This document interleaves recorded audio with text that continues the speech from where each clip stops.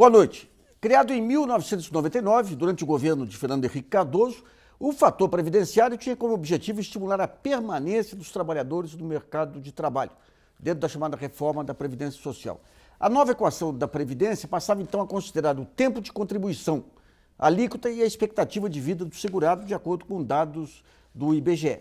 No decorrer dos anos, porém, verificou-se que o fator previdenciário não teria supostamente resolvido o problema do déficit da Previdência.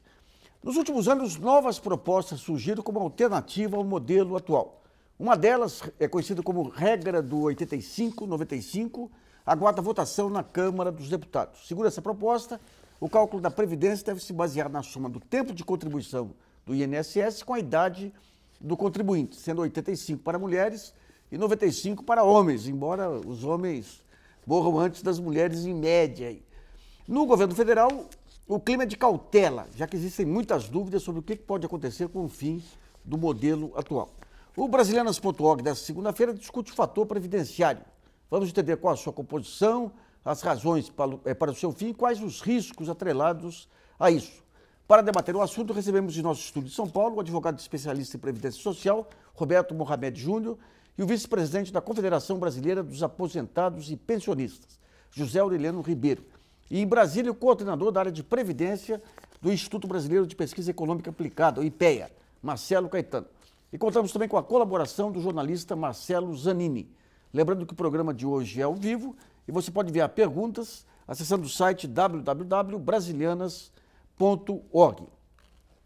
Na semana em que deputados iriam discutir o assunto, sindicalistas e aposentados protestaram em Brasília contra o fator previdenciário. Vamos ver como que foi o protesto. Os dois grupos ocuparam o Salão Verde da Câmara dos Deputados. Eles pediam a aprovação do projeto de lei que acabaria com o fator previdenciário. Vamos votar! Vamos votar para o fator acabar! A matéria deveria ser votada em novembro, mas foi retirada da pauta da Câmara. O fator previdenciário diminui os vencimentos de quem se aposenta mais cedo. Para os sindicalistas, ele penaliza os trabalhadores e, por isso, defendem uma fórmula que prevê a soma da idade e do tempo de contribuição. Bom, o fator previdenciário, quando surgiu, eu cheguei a fazer um conjunto de artigos na época. Quer dizer, a lógica dele é o seguinte: à medida em que vai passando o tempo e o Brasil vai se modernizando, a expectativa de vida dos brasileiros aumenta. Então, você deveria aumentar também a entrada do aposentado no pedido de aposentadoria. Então, agora o fator, ele não tem um cálculo atuarial. O que é o cálculo atuarial? É todo aquele conjunto de contas que você faz para saber quanto que você precisa contribuir para ter direito a um benefício. É um fator aleatório, o único sentido dele é, cada vez que aumenta a expectativa de vida, reduzir o valor da aposentadoria, ampliar o tempo necessário para o aposentado conseguir se aposentar aí, então, impactando então os benefícios aí da Previdência. Eu queria primeiro ver com o Roberto Mohamed como que está essa discussão e essas propostas entre o fator previdenciário e esse tempo de vida mais aposentadoria. Nassif, eu não acredito que o Congresso vote esse ano nada. Essa mudança para 2012 não vai acontecer e o Marco Maia já deixou isso bem claro. É preciso entender que também tem um outro fator, junto com o fator previdenciário, uma mudança feita na época da gestão de José Sequim como secretário executivo do Ministério da Previdência, que foi a mudança da metodologia de cálculo da aposentadoria por tempo de contribuição. Afasta as 36 últimas contribuições corrigidas e cria o cálculo das 80% maiores de julho de 94 em diante. Provavelmente tem um impacto maior que o fator previdenciário. Muito maior, por quê? Por que ninguém mais consegue se aposentar no teto, mesmo tendo contribuído durante toda a sua vida pelo teto? Porque o sistema não é automático. E as mudanças de moeda e os critérios de correção monetária, os indexadores, a mudança de indexadores de 94 para cá, faz com que você não consiga atingir, na média, a soma do teto. Então, eu acredito que isso é muito mais prejudicial do que o fator previdenciário e não faz parte de nenhuma proposta, exceto a do Paulo Paim, que é justamente aquela que a gente sabe que não vai ser aprovada e que não tem a menor chance de passar. Qual que é? A do Paulo Paim é regressar ao sistema das 36 últimas contribuições. E sobre isso o governo não aceita negociar, de forma alguma. O José Aureliano Ribeiro, que é vice-presidente da Confederação Brasileira dos Aposentados e Pensionistas. Quais que são as propostas que vocês defendem? Fim do fator. Acaba o fator? Nós sempre tem uma coisa que a gente tem que colocar na cabeça da gente. Os aposentados desse país, eles são massacrados logo quando aposenta, né? Aposentou já tem um prejuízo de 30% a 40%. Então, como é que nós vamos defender o governo não... Eu acho que o segmento tem que arranjar uma proposta que venha amenizar isso aí, já que o colega que fala que o fator é difícil de tirar, e essa proposta de 85, 95 também não é viável. Então, o que é que nós defendemos? É o fim mesmo, o fim do fator. Agora, nós não somos também radical de dizer, ó, tem que acabar o fator e acabou. Vamos arranjar um meio termo aí que não leve tanto prejuízo para os aposentados. Hoje é uma calamidade querer aposentar. Todo mundo tem medo, a gente vai entrando até aqui, né?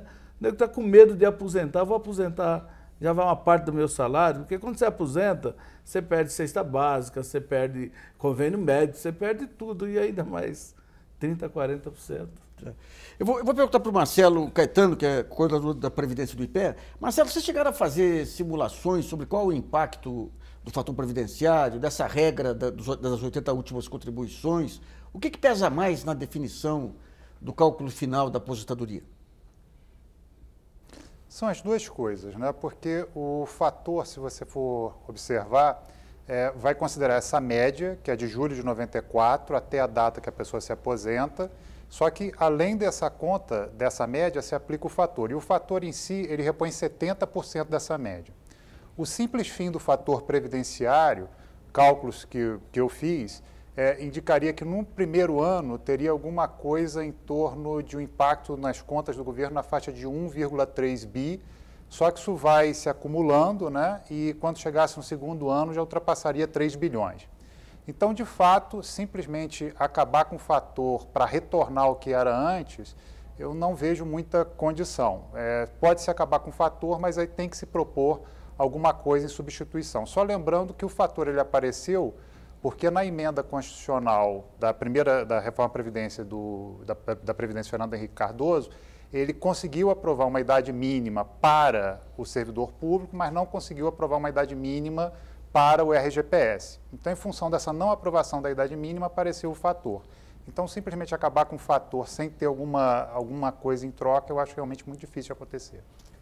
Bom, Roberto, em relação às movimentações jurídicas aí, de alguma maneira as mudanças têm efeito retroativo sobre aquela expectativa de benefício com que o trabalhador trabalha hoje? Não, essa ameaça tem sido levantada pelo governo com o temor que ele tem de um novo impacto nas contas da Previdência, mas isso não existe.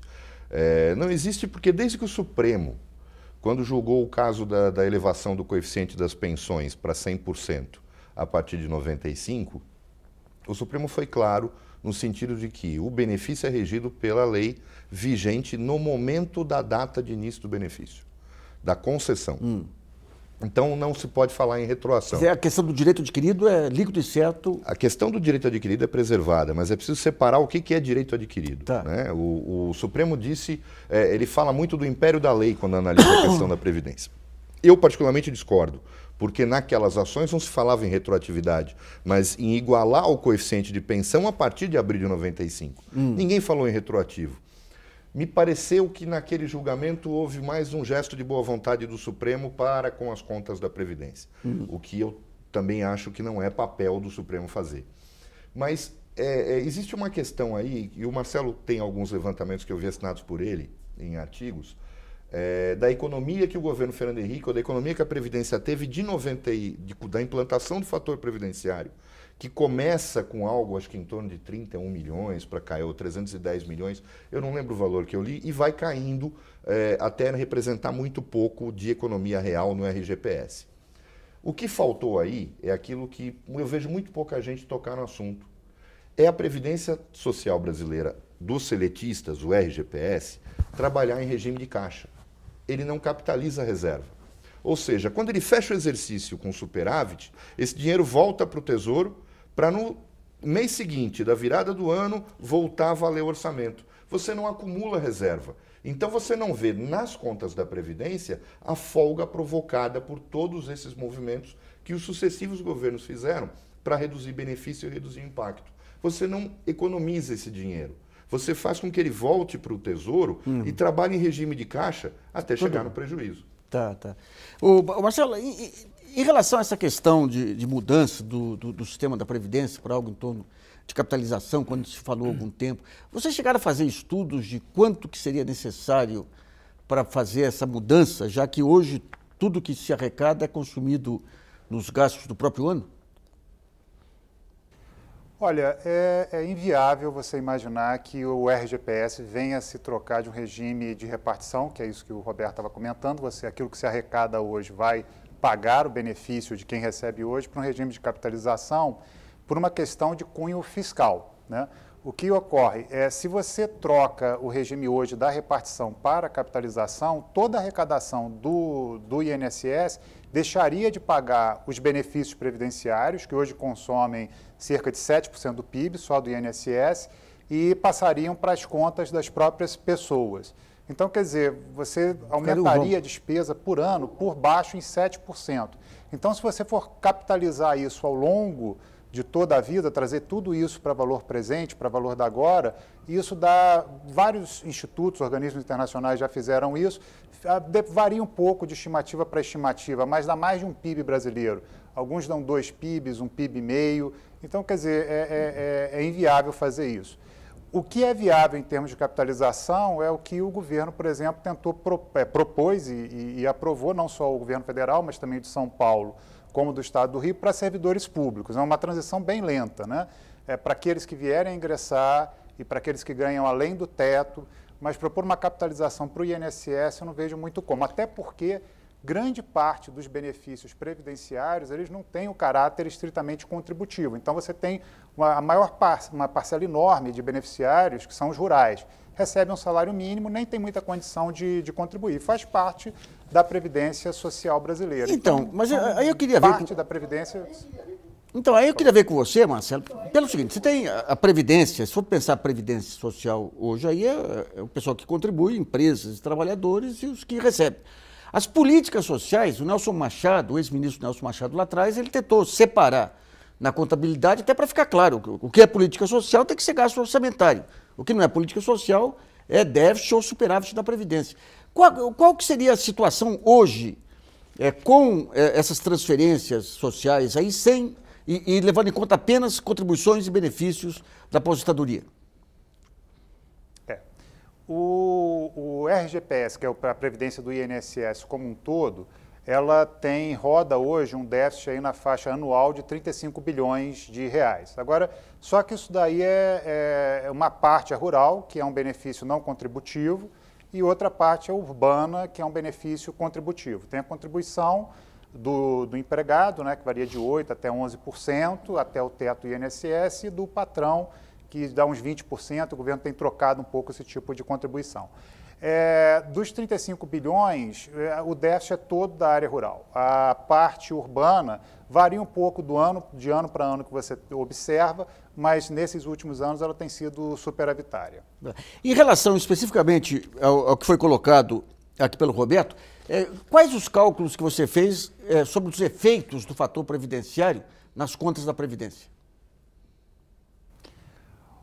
Olha, o governo já fez um cálculo para trás e ele fez uma primeira estimativa há um tempo e ele contou que o fator previdenciário teve um efeito de 10 bilhões. Né?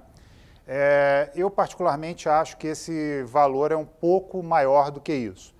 Agora, de todo jeito, olhando para frente, né, considerando que você tem um fluxo de 25 mil aposentadorias por tempo de contribuição por mês, né, que o fator previdenciário acaba pagando 70% da média. Quer dizer, quando você considera esses efeitos, eu estimo que o impacto em um ano, né, da extinção do fator, sem considerar a volta de média, de volta dos 3 últimos anos, né, pegando a média como um todo, daria uns 1,3 bi, só que isso vai acumulando e chegaria no segundo ano para mais de 3 bi. Mas eu particularmente acho que o impacto para trás é bem maior do que estimou o próprio governo.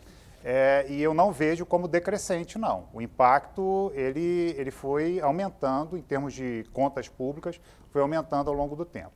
Bom, o jornalista Marcelo Zanini tem uma questão enviada por um telespectador. Lembrando que o programa de hoje é ao vivo e as perguntas devem ser enviadas pelo site www.brasilianas.org. Marcelo. Nassif, tem uma pergunta aqui do César Sebastião Viegas, ele é de Belo Horizonte, em Minas Gerais. Ele pergunta se for aprovado o fim do fator previdenciário e a consequente aprovação do fator 85/95, quais serão os reflexos dessas medidas sobre os benefícios daquelas pessoas que já estão aposentadas sobre o regime do fator previdenciário? Nenhuma. Nenhuma. Aí, como eu falei, é a questão do império da lei. Elas se aposentaram na vigência de uma legislação que previa esse cálculo. Ela vai valer dali para frente. Vai ter muito vendedor de milagre vendendo fórmula, mas que não existe o direito, isso já está sacramentado no Supremo, no julgamento de todas as outras teses que a gente desenvolveu no direito previdenciário até agora.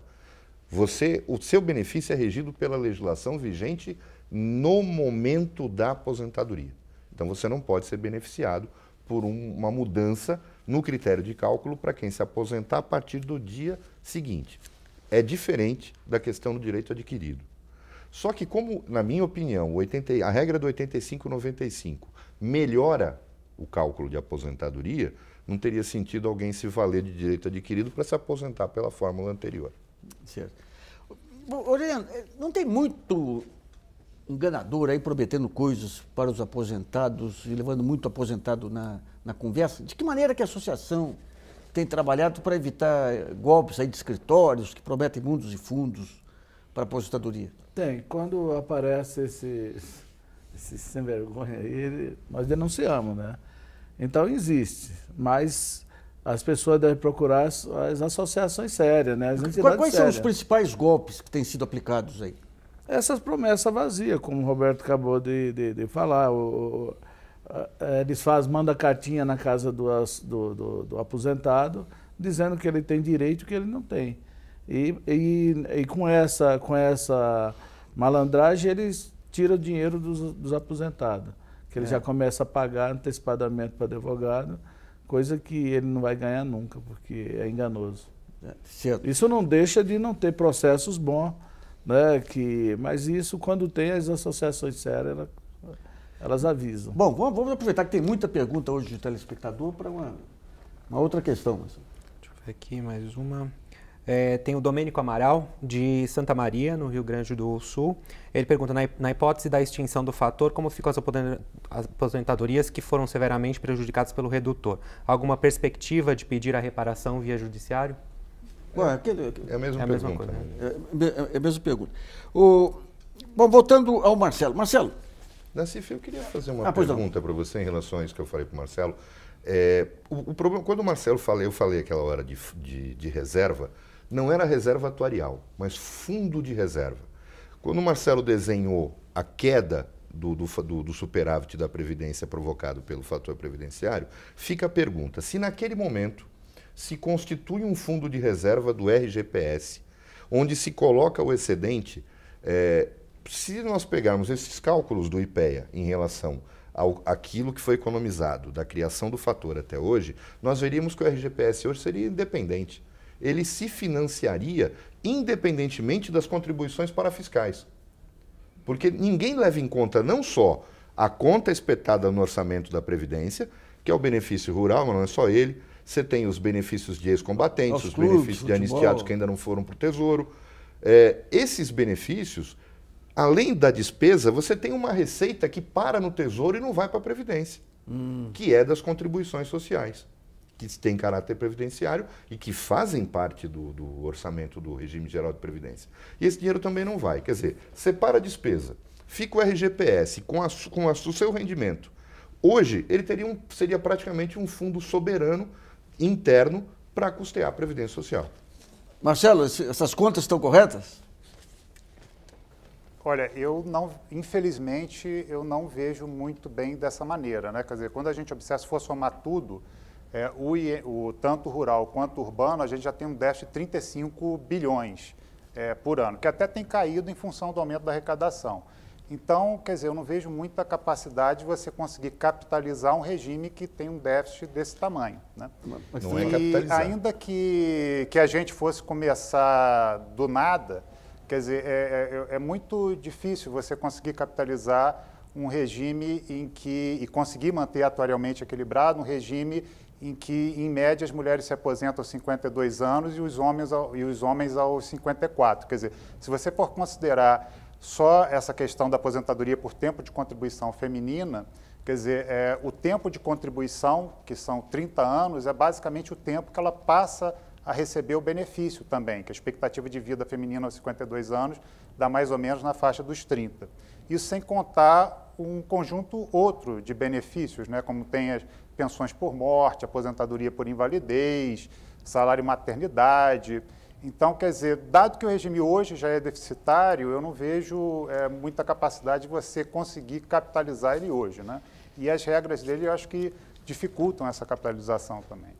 Agora, o que o Roberto estava falando é separar a aposentadoria rural e pegar especificamente o regime geral da Previdência e tratar a aposentadoria rural como uma política social.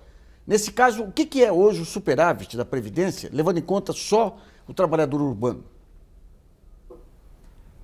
Aí hoje deve estar, varia um pouco de ano para ano, né? Mas fica aí na faixa dos 10 bilhões. Mas veja só, o que ocorre, quer dizer, é difícil. Imagina que a gente fosse desenhar um regime previdenciário do início, pensando na capitalização dele. E aí é um regime em que o tempo em que a pessoa recebe o benefício é basicamente igual ao tempo que a pessoa paga de contribuição. Isso sem considerar benefícios de pensão por morte, benefícios de aposentadoria por invalidez, benefícios de salário maternidade. Então, quer dizer, a capitalização de um regime desse é realmente complicado, né? É difícil fazer. Eu, particularmente, tenho uma postura bastante simpática e bastante favorável à capitalização de recursos, como o Roberto está expondo. Quer dizer, mas era uma coisa que já deveria ter sido feita há muito mais tempo atrás, como era bem antigamente, né, quando a Previdência era formada por institutos de aposentadoria e pensão.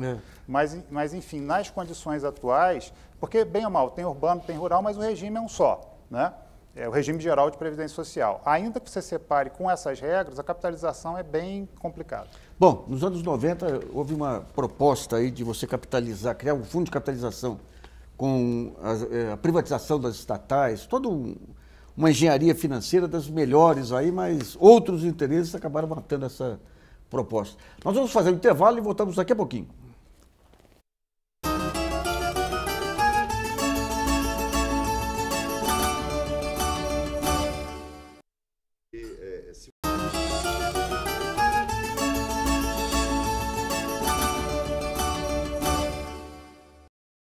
Voltamos com Brasilianas.org sobre o fator previdenciário. Recebemos em nossos estúdios o advogado Roberto Mohamed Júnior, o vice-presidente da Confederação dos Aposentados, José Aureliano Ribeiro, e o coordenador da área de Previdência do IPEA, Marcelo Caetano. Nesse segundo bloco, nós vamos discutir melhor as propostas viáveis de substituição do fator previdenciário e quais os possíveis problemas que podem surgir ao governo aí com o fim do fator. O Roberto, você tinha algumas observações sobre essa questão da aposentadoria rural, urbana e as contribuições. É porque esse discurso de que o conceito de previdência é um só, que alguns economistas têm, eu não consigo entender dessa forma. Porque o conceito de seguridade jurídico é diferente. Quando a gente fala de seguro social, tem benefícios que têm essa característica dentro da Previdência, que é o caso da pensão por morte, é o caso do auxílio-acidente, do auxílio-doença, que são custeados em alíquotas diferenciadas na guia de recolhimento. E o Marcelo ele usa muito a palavra capitalização. Eu não estou falando de capitalização, eu estou falando de fundo de reserva. De fundo. Para que você veria o fundo de reserva? Você cria o RGPS, ele tem superávit todo final de ano. Só que esse dinheiro volta para o Tesouro Nacional. Isso não é de agora, isso vem desde a década de 60, da unificação dos IAPs. Ele trabalha em regime de caixa todo ano. O fundo faria o papel do fundo da reserva de contingência da Previdência Privada, que não tem caráter atuarial, tem caráter emergencial. Tá. Ou seja, o EGPS, tendo um fundo de reserva com o que sobra todo ano, chega, num determinado momento, ele é independente para fazer frente a ações judiciais, pagamento de atrasados, eventuais aumentos acima do salário mínimo para os aposentados, porque existe uma reserva, não é capitalização, é reserva do exercício do ano anterior.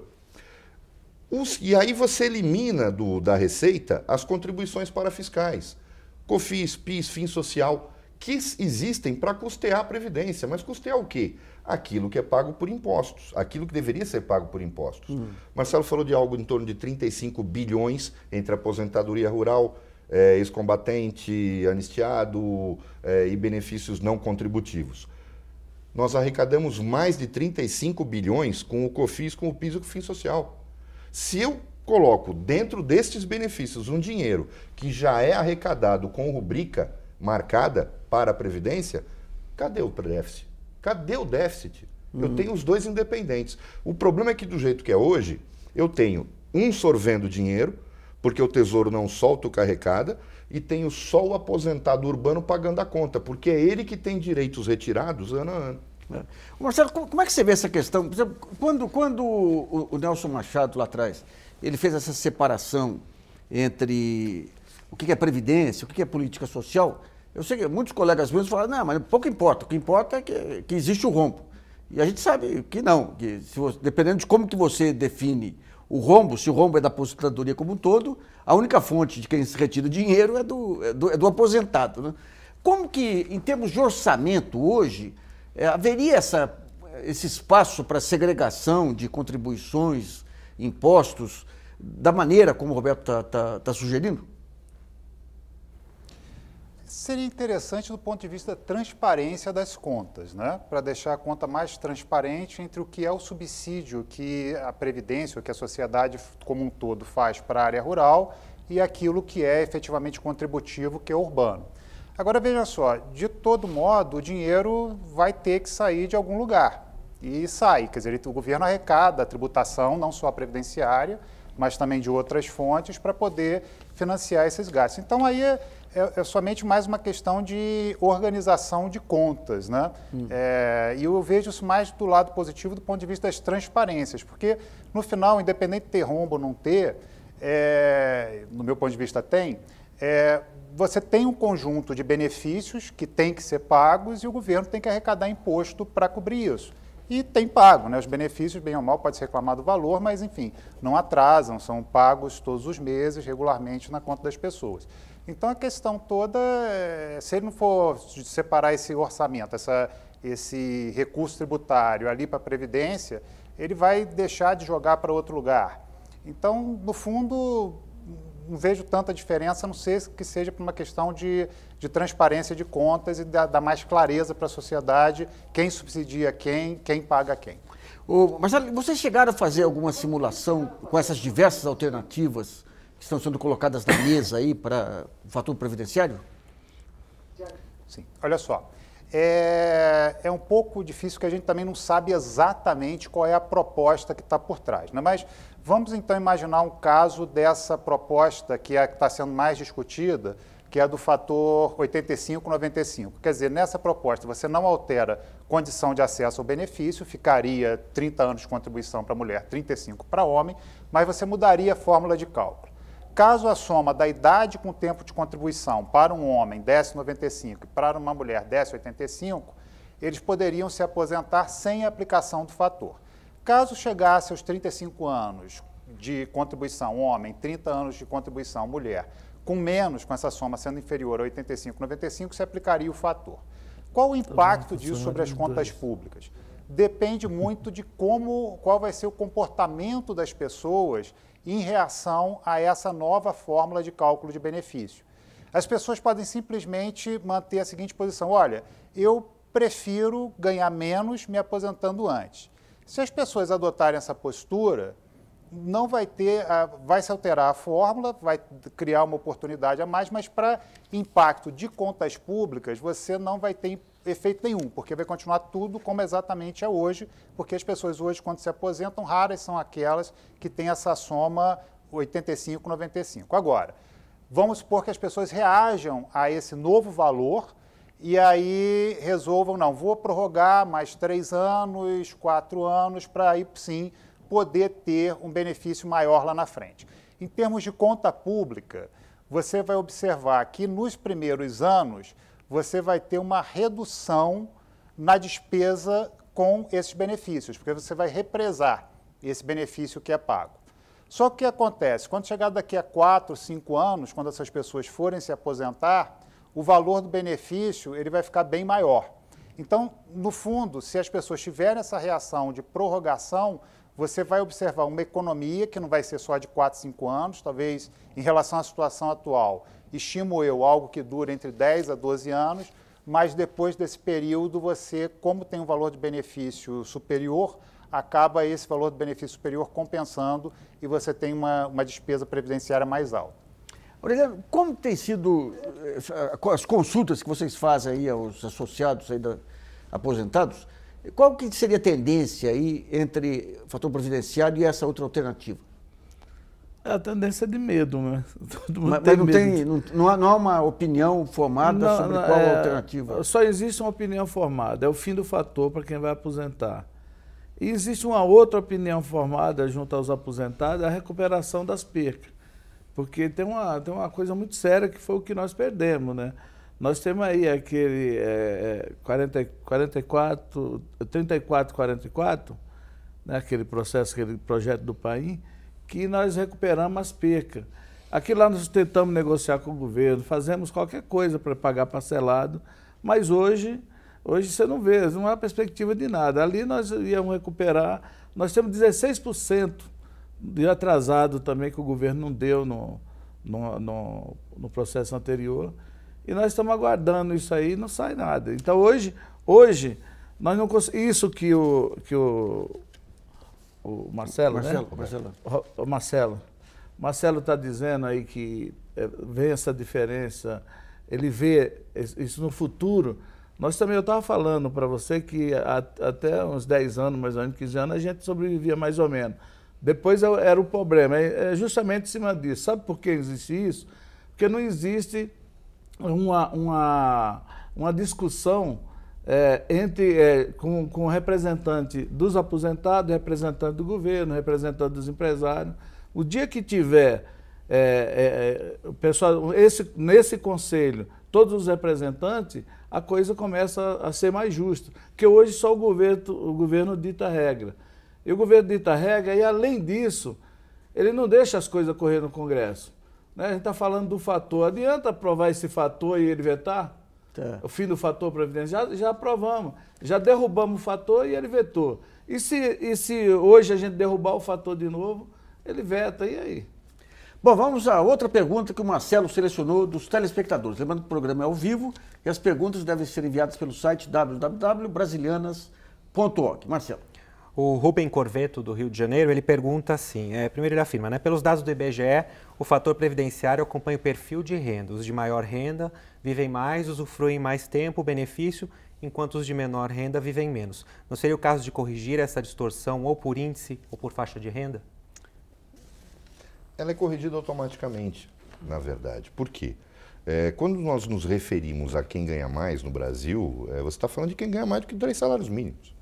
Para quem ganha o salário mínimo é irrelevante o fator previdenciário.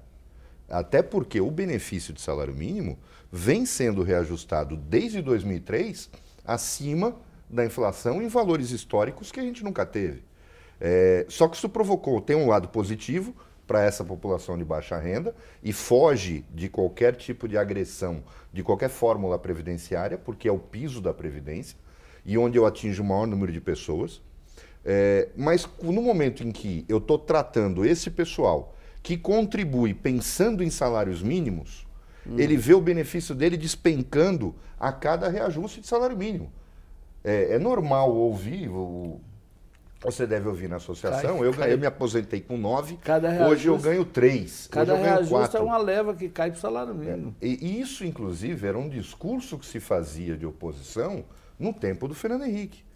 E hoje ele fica muito mais acentuado por conta de algo positivo, que foi a elevação do salário mínimo, portanto da massa salarial básica, mas que provocou um grande problema com quem contribuiu no teto, que tem uma cultura de fazer as contas em salário mínimo. Não adianta a Constituição proibir isso.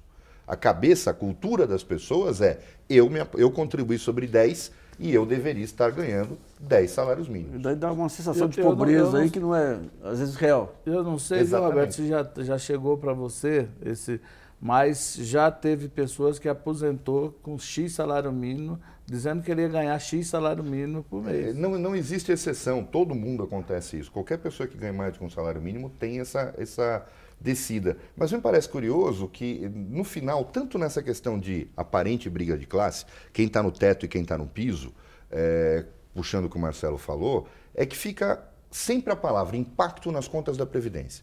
É mais ou menos, Nassif, como alguém lhe dizer, olha, você vai gastar, Nassif, se fizer isso, R$1.000 a mais, mas eu esqueço de perguntar quanto você ganha. Porque você pode suportar os R$1.000 a mais. Toda vez que se fala do impacto nas contas da Previdência, ninguém apresenta os números de quanto o regime geral arrecada e quanto ele gasta. Ele é superavitário, sem contribuição para fiscal. Quer dizer, é preciso... A tua colocação de que a gente precisa saber onde está o déficit para saber aonde corrigir é essencial. Se eu pensar sempre no sistema de seguridade social, mas punindo só um lado, porque eu só puno o aposentado urbano, eu jamais impus qualquer restrição naquele que não é contributivo. Eu tô penalizando o lado errado, eu estou penalizando quem paga a conta em dia e não quem nunca pagou. Então, o Marcelo, ao longo dos anos aí, a gente viu aí um conjunto de subsídios, aí, a clube de futebol, as sociedades beneficentes, então o pessoal que se aposenta sem ter contribuído. Agora, à medida que você joga tudo no mesmo pacote, o único ponto de ajuste é em cima da aposentadoria. De alguma maneira também, digamos, essa forma de calcular, você coloca, não, mas tudo é déficit.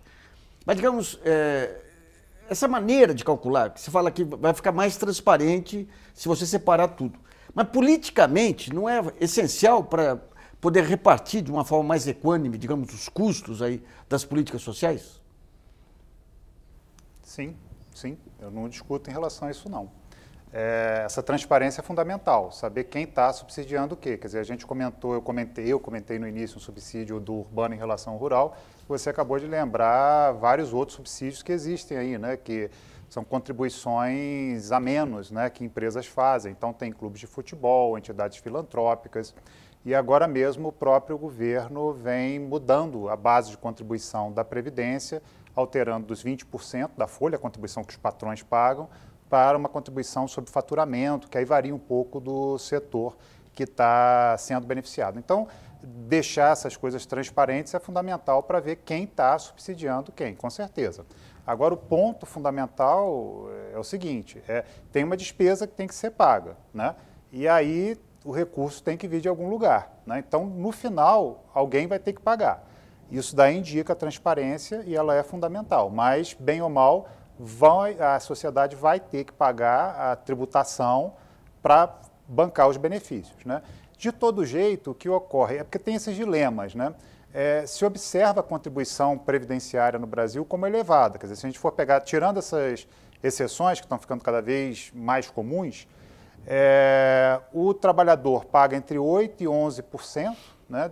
Dependendo se ganha até entre o salário mínimo e o teto, e a empresa 20% sobre a folha e ainda adiciona 1%, 2%, até 6% para seguro de acidente de trabalho. Então, se a gente for ver, essa contribuição, bem ou mal, é muito alta, né? E se considerar que somando os dois dá 30% de encargos sobre a folha, né? Então, quer dizer, é uma carga bastante alta sobre o mercado de trabalho.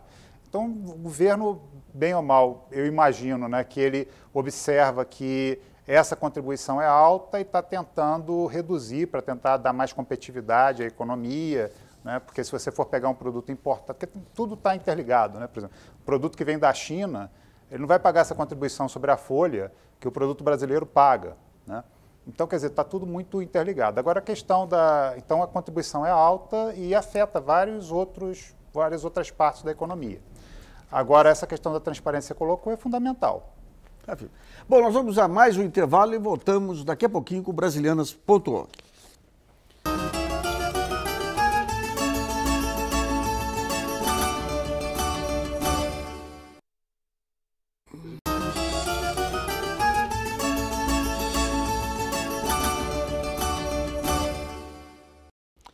Brasilianas.org está de volta. O tema do programa de hoje é o fator previdenciário. Nesse último bloco, vamos discutir o pensamento de longo prazo e o futuro da Previdência Social brasileira. Como as pessoas envelhecendo cada vez mais, o que esperar dos próximos anos? Eu queria perguntar ao Marcelo Caetano, que é coordenador da área de Previdência do IPEA inicialmente. Marcelo, essas propostas do governo de desoneração da folha por setor, sendo que cada setor vai fazer a sua conta lá para saber se é vantajoso ou não, esse impacto está sendo analisado por vocês, não? Olha, é um pouco diferente, porque o impacto, na verdade, ele vai um pouco além das contas fiscais, né? Quer dizer, na verdade, o governo está fazendo isso não só com o intuito de reduzir a tributação, então como é feito, veja só, como é feito com o intuito de reduzir a tributação, então o impacto no final dificilmente não vai ser um impacto de você ter uma queda de arrecadação, né? Da parte da contribuição patronal, porque ele é feito para desonerar. Bem ou mal, do ponto de vista da Previdência estrito sensu, quer dizer, da sociedade como um todo, se pagariam menos tributos. Do ponto de vista da Previdência, em tese, isso seria compensado por uma destinação maior do Tesouro. Agora, quando se propõe isso, o foco não é meramente tributário, tem um foco também em competitividade, tem que ver que tem uma coisa importante. Quer dizer, quando você importa um calçado da China, a China não cobra essa contribuição toda sobre a folha que o Brasil cobra. E você não tem como, então, virar e falar, olha, não contribuiu lá, então vai contribuir aqui, porque é um produto que está importado. Então, uma forma de você tentar dar mais competitividade à indústria, à produção local. Também uma tentativa de ver se isso daí consegue animar um pouco o emprego e salários no setor. Tem muito pouco tempo que alguns setores foram beneficiados por isso e alguns só vão ser beneficiados no ano que vem, a gente não tem como analisar ainda o que aconteceu. Agora, do ponto de vista da arrecadação, quase com certeza isso vai levar a uma queda de arrecadação. Então, porque, digamos, sempre que se discutia esse negócio de contribuição sobre folha ou sobre faturamento, o que se pensava era uma regra única, de tal maneira que aquelas empresas de capital intensivo pagariam mais para o INSS, desonerando aquelas que tinham mais peso da folha. Mas nesse caminho trilhado pelo Ministério da Fazenda, cada qual escolhe o que vai pagar menos. Então, que nem você disse, você tem aí um impacto negativo sobre a arrecadação. Agora, à medida que vai expandindo isso, não é um pouco temerário, digamos, ampliar sem ainda ter uma análise mais fina sobre os efeitos na arrecadação? Eu acredito que o governo, por meio do Ministério da Fazenda, o Ministério do Planejamento, esteja observando isso que você comentou. O ideal, não estou analisando na minha posição particular como economista, quer dizer, seria você tentar fazer uma política mais horizontal que não beneficiasse um setor em detrimento de outros, que fosse uma coisa igual para todo mundo. Só que o que ocorre eu acredito que o governo não tenha feito isso dessa maneira, vamos já fazer para todo mundo, por conta de ter um certo conservadorismo fiscal nisso daí. Se ele fizer para todo mundo, corre o risco de perder muita arrecadação agora. Então, selecionou alguns setores para verificar se o impacto, como que seria o impacto fiscal disso daí, para fazer aos poucos, né? Eu acredito que não tem como lhe afirmar se foi exatamente isso, mas creio que tenha sido alguma coisa nesse nível. Então, daí eu volto ao Roberto. Roberto, a gente tem essa visão econômica e tem a visão, que nem você coloca, legalista lá, em que você tem determinados tributos que tem que ir para determinadas destinações. À medida em que você passa a tomar medidas com esse cunho aí, beneficiando alguns setores e tudo mais, sendo que, se tiver um aumento do rombo, em geral, a conta vai para o aposentado. Que tipo de precaução jurídica que pode se tomar para preservar impedir que amanhã um erro de conta recaia sobre os aposentados, os beneficiários? Eu não vejo... O Marcelo tocou na palavra mágica, conservadorismo fiscal. Porque se existe um lugar onde economia de escala é palavrão, é na Receita Federal, é no Tesouro Nacional. Quer dizer, vamos baixar os impostos para produzir mais e arrecadar mais. Não, temos que manter a arrecadação pelo menos como está. Quer dizer, esse conservadorismo fiscal também se aplica na Previdência. É só pensar, a Previdência, como eu falei, o RGPS é superavitário. Isso não tem como negar. Eu tenho verbas carimbadas que tem que ir para a Previdência, para cobrir esses benefícios que não tem custeio. Ah, então eu consigo pagar? Consigo. Chega um momento em que esse RGPS começa a dar lucro e ele pode acumular esse lucro? Pode. Aí eu desonero a iniciativa privada e eu desonero quem produz no regime geral de previdência com o superávit que eu tenho num fundo que é remunerado pelos próprios títulos do Tesouro Nacional. Quer dizer, eu consigo, mas eu preciso ter coragem de romper o grilhão do conservadorismo fiscal. Se eu continuar pensando no bolo, eu arrecado sempre desse bolo, que, como você lembrou, foi criado pelo Delfim Neto o conceito do caixa único, e foi o grande problema que a gente teve em orçamento no Brasil, até que nós conseguimos novamente separar, só que separou na despesa. Cadê a receita do regime geral? Isso. Cadê a receita que deveria estar indo para essas verbas não contributivas? E daí eu chamo a atenção para um ponto. Nos últimos anos, a gente conseguiu avançar muito o conceito de gestão de despesa, quando a própria Dilma, na Casa Civil, acabou com aquele negócio do tesouro, do contingenciamento horizontal, que era a coisa mais burra que tinha, né? Você contingenciava tudo, paralisava a administração, então você passou a analisar projeto por projeto. E esse mesmo conceito tem que entrar, tem toda a razão, tem que entrar nessa questão na hora de analisar a Previdência, tirando esse conceito do caixa único aí. Porque ela tem a característica de se pagar. É isso. Se ela fosse apenas receptiva, a gente não estaria falando disso agora. Eu entendo a visão do Marcelo. A visão do Marcelo é a visão financeira, a visão do economista. Eu tenho que ter a visão legalista. Existem verbas carimbadas. Falta dinheiro para o superávit primário? Aí o governo tem os instrumentos reguladores dele, nos impostos, para poder atuar no mercado. O que você não pode ter hoje é um sistema que dá lucro tendo que pagar a conta daquele que dá prejuízo sem ter compensação alguma. É isso. Aureliano, quando pega a associação e os movimentos de aposentados, os trabalhadores hoje são os aposentados amanhã. Em geral, essas bandeiras de desoneração de folha para melhorar o emprego hoje, de que maneira que vocês avaliam isso aí? Acham legítimas essas políticas? Eu acho que o governo está querendo fazer cortesia com o chapéu dos outros. É tirar da Previdência. Essa desoneração, é lógico que é tirar da Previdência Social. Isso não é isso, é a DRU também, que é mais 20% que o governo leva. Então, o governo, essa questão do fator ainda não foi resolvida, não há interesse. O que é que precisa? Precisa de movimento. Os aposentados precisam estar na rua, precisa estar cobrando, precisa um governo que está emperrando o Congresso. É aquilo que eu falei. Se votar, se a pressão vier dos aposentados, para que o governo se preocupe com esse caso do fator, esse câncer, né, que está acabando com a vida dos aposentados, isso teria que ser uma luta mais geral, também do pessoal da ativa, que quem mais se prejudica com o fator é quem está na ativa, está naquela expectativa de aposentar. E, na realidade, só quem está lutando por isso aí, agora as centrais está pegando mais na luta contra esse fator. Mas eram nós aposentados. Nós já estamos aposentados e lutavam pela derrubada do fator. Então, o que precisa é as centrais, né, reagir, ajudar os aposentados a pressionar o governo para derrubar esse fator. E ela arranja a fórmula. Eu não tenho essa fórmula, né? Tá. Mas eu só sei que o fator não é bom e o 85-95 também não é. Vamos a outra pergunta selecionada pelo jornalista Marcelo Zanin. Tem uma questão aqui sobre desaposentadoria na CIF, que é do Ray Araújo, ele é de São Paulo. Ele pergunta qual a probabilidade de ser atendido um pedido de desaposentadoria, que são cidadãos que já recebem aposentadoria, mas que continuam trabalhando com carteira assinada e contribuindo para o INSS. E se já houve algum precedente nessa questão? Existem decisões por instância de segunda. O processo está parado, houve uma repercussão geral e o Supremo parou o julgamento.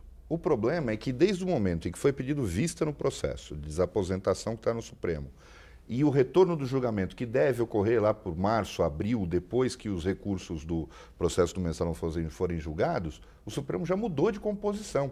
Então fica difícil hoje adivinhar o que vai acontecer. A minha opinião é que o governo consegue emplacar a ideia, e que eu acho a mais justa, mesmo sendo previdenciário, a maior parte dos meus colegas não entende assim. Eu acho que a volta do pecúlio, que existia até 91, é a forma mais justa. E parece que essa é a ideia do governo. O pecúlio é o trabalhador se aposenta e continua trabalhando. As contribuições vertidas por ele à Previdência formam um fundo e quando ele para de trabalhar, ele vai no cofre, no caixa, no posto do INSS e recebe de volta tudo que ele pagou. O que a empresa pagou não vai para o caixa da Previdência. Tá. É devidamente corrigido. Eu acho que esse é o critério mais justo, já que ele não tem os mesmos direitos, depois de aposentado, que o aposentado tem. Bom, brasileiras.org sobre o fator previdenciário chega ao fim. Eu agradeço a participação do advogado Roberto Mohamed Júnior, do vice-presidente da Confederação Brasileira dos Aposentados e Pensionistas, José Aureliano Ribeiro, e do pesquisador do IPEA, Marcelo Caetano. E você que nos assiste, muito obrigado. Não deixe de participar do site www.brasileiras.org, mandando perguntas, trabalhos e vídeos. Esse espaço aqui também é seu. E nós voltamos na próxima segunda-feira, às 8 da noite. Até lá.